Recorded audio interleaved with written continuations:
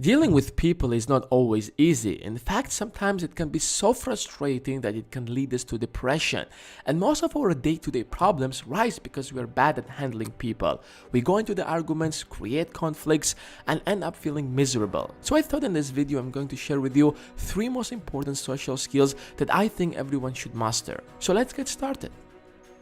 Listen to learn, not to respond. A lot of us are really bad at listening. We love expressing our opinions and speaking out even if we have to interrupt. That's why we always focus on responding to other people and not trying to understand them. Because we often confuse listening with hearing.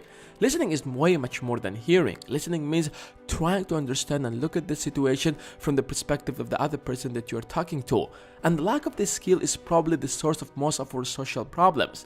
When you listen with the intention to learn, things completely change. You start looking at the situation with a completely different view because now you're not trying to impose what you already know, but you are trying to learn something new.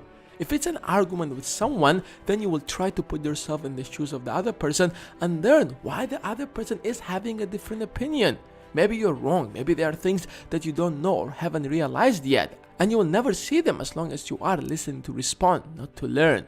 Approaching any conversation or argument with this method changes everything around. It's not only about you trying to learn something, but it actually sends a clear message to the other person that you're not here to show off or to prove that you are better in some way, but you're here to learn. And in return, it will push him to deal with you in the same way, to leave aside his ego and approach the situation in a more rational way. And you together will save a lot of time if that would have been wasted on useless arguments. Secondly, you will learn something new. It's just a win-win situation for both sides. But someone has to start it, and the other person in most of the cases will follow up.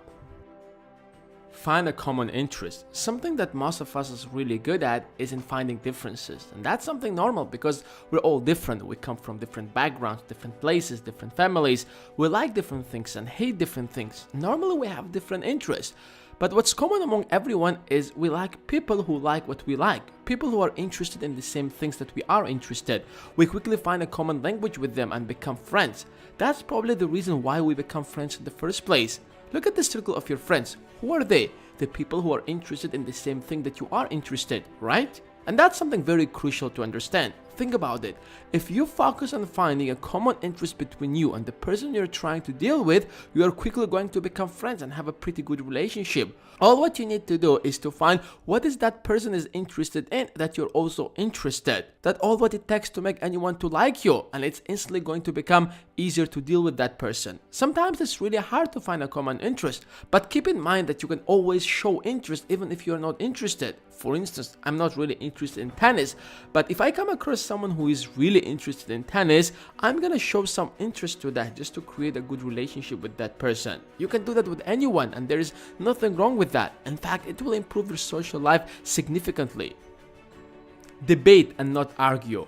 As humans, we enjoy talking and sharing our ideas and opinions, but what often happens is that our opinions contradict with the opinions of others, and in result, we end up arguing and trying to prove that our opinions and ideas are more valuable. But what we are not realizing is that emotions play a pretty big role in our life, and it makes us feel inferior when someone tries to prove that their opinions or ideas are more valuable than ours. So we try to defend ourselves even if we are wrong, because right now we are not thinking rationally but rather emotionally. We start taking action as a result of how we feel, not how we think, because our emotions are in charge now.